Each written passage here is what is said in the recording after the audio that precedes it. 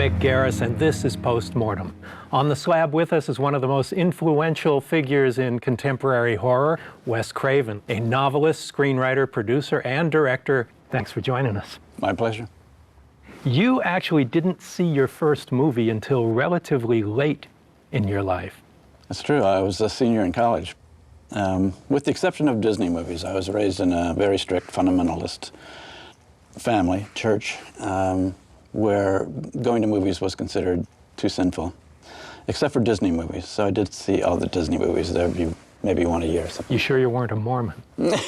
No, Baptist. But yeah, and I went to a Christian college too, where it was forbidden. So I would have been expelled if I had been caught. I hitchhiked to the next town and saw To Kill a Mockingbird. And literally that was like the epiphany for me. It was like, if this is considered sin, they got to be wrong. So that was my beginning of my exit. So it was there, and then I went on to graduate school for that year. We were working so hard. It was a master's degree in 1 year. Wow. I didn't see any movies. And then when I started teaching, I was teaching in a town where there was an little art house that was showing all the cinema of Europe in the mid-'60s, and that was it. I just was captured. So it was a real mind-expanding experience to be there. Totally. Do you think that that religious background gave you the reason to go into the dark cinema?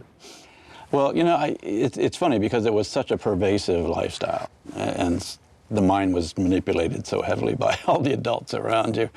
There's no way that it didn't have some influence in some way. But there's lots of horror film directors that didn't have that background. So I don't know. I think I just have this innate sort of dark humor. Mm-hmm. And I was known much more in school and college for a sense of humor than I was for anything like horror. I had no idea that I had any future in horror, never thought about it. And I didn't really even gravitate towards horror films. I was much more looking at them as art films.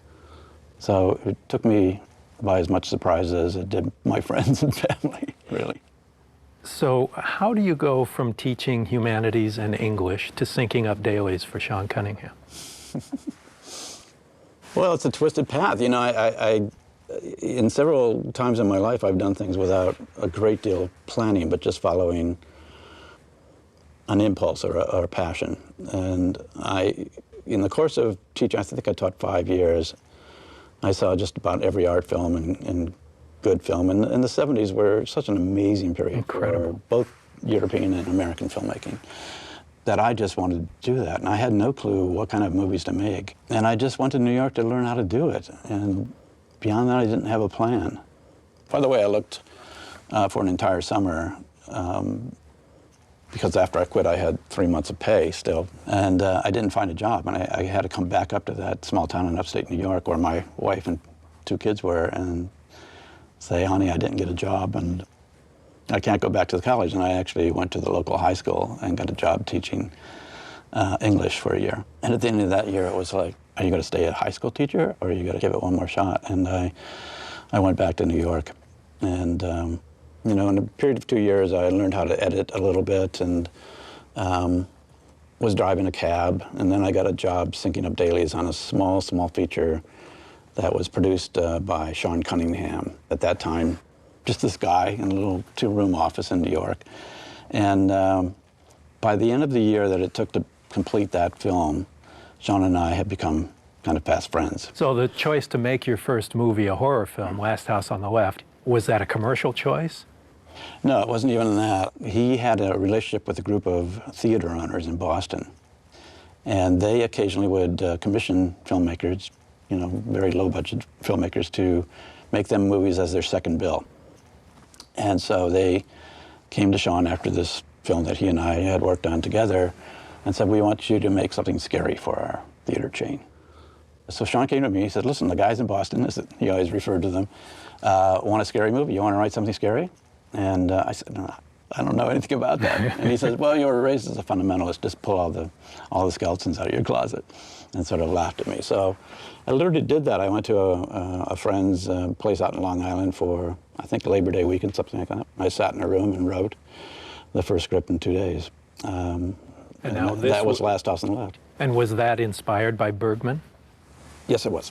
as people talk about it being Yeah, a oh, version absolutely. of the Virgin Spring. Yeah, I thought, well, what's a good plot? And I thought The Virgin Spring was such a remarkably concise and tight and ironic story. And I think, by the way, Bergman thought that because it was a centuries-old myth or part of their folklore in his area of the world, that he borrowed it for his movie. So, yeah, I borrowed the basic story outline and the sort of reverse of, the straight and narrow parents, very religious father, turning and becoming quite vicious and, completely beyond the law and taking revenge. It's a pretty brutal movie. Yeah, it's quite brutal. I think I had a gut instinct, no pun intended, for... I've never seen a movie where they don't cut away in violent scenes.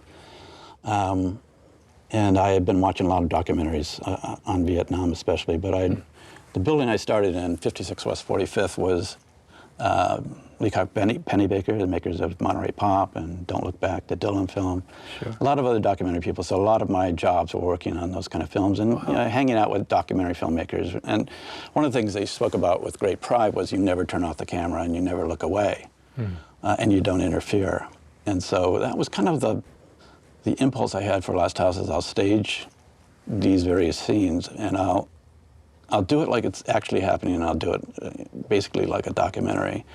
So, for instance, the big scene of the rape and murder in the woods, we would rehearse those scenes, and then we would just do it as one long take and do it 3 times from 3 different angles. It was only after we did a couple scenes like that I realized they were powerful, and you could start to feel it. In fact, there was one of the murders in that, which is very graphic, and the girl is virtually disemboweled when the killers go into a frenzy that even surprises them.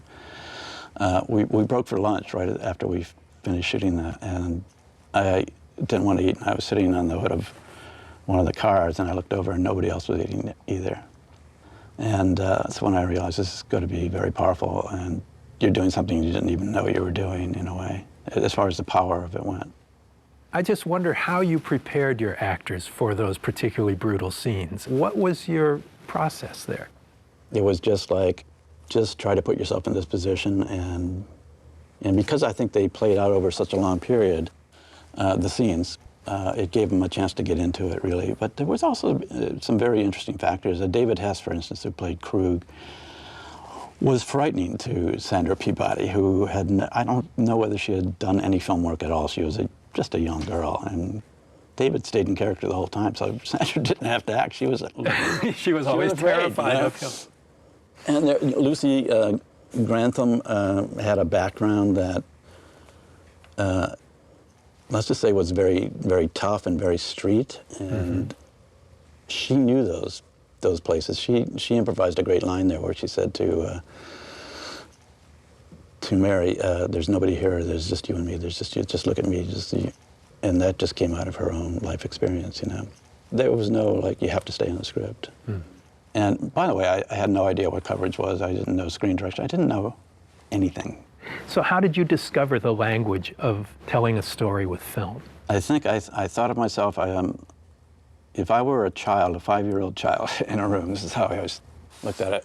And, the adults are talking and somebody's getting in a fight and, argument, whatever it is, or they're picking up something, or where would you stand to see it?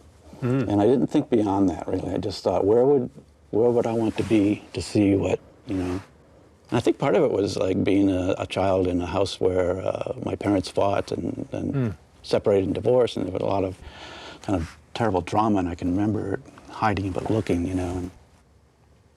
And beyond that, I didn't, it was just the idea of covering it like a documentary, so handheld. Never thought in terms of a dolly or a crane or anything like that. And then we did this film as much as a hoot and a lark as anything else. And suddenly people were lining up around the block and getting in fistfights and having heart attacks, and it was a big scandal. And repeating, it's only a movie, it's only a movie, it's only a movie. And Sam Markoff heard about it and bought it and took it national, and suddenly I was a horror film director. How did that change your life? literally, you know, friends would not leave their children alone with in the same room, literally. A lot of people were very offended. Really? You know, because you know, the people I hung around with the first couple of years in New York were a lot of academics, a lot of, you know, sort of very educated people, and they were quite appalled. So there was a sort of a being disbarred from the nice company of many people.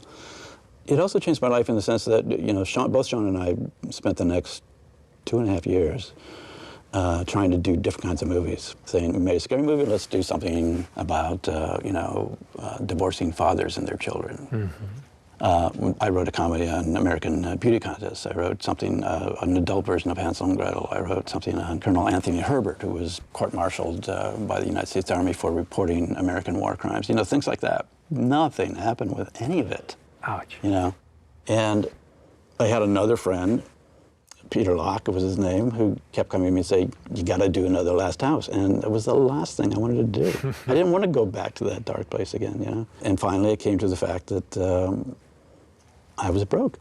And he says, come to Vegas, we can go out in the desert. There's no, we don't need permits, and just write something in the desert. And that's how The Hills Have Eyes came about. And in the interim of those years, I was just cutting trailers and working for other people on very tiny little things, and getting nowhere with being anything but a horror film director. Mm-hmm. And once you did the second one, then that's who you are. And the exception, the music of the heart, takes 20 years to get to. So do you find that you were consigned to a ghetto in a way? Yeah, but a lot of great things come out of the ghetto. I mean, jazz came out of the ghetto. Absolutely. You know? So I think what you have to do at a certain point is appreciate the ghetto and say, okay, there's been some fantastic literature and art and movies done about this side of the human experience, and you have the ability to make a film in it. So take everything that you loved about what you were learning and teaching and just put it in there in a way that's not onerous and not preachy. And that's just respecting the material and respecting the genre and saying it doesn't have to be banal, it doesn't have to be exploitive, it doesn't have to be shallow. Anything you're capable of putting into this genre, it will take it, and there will be a smart audience that will see it.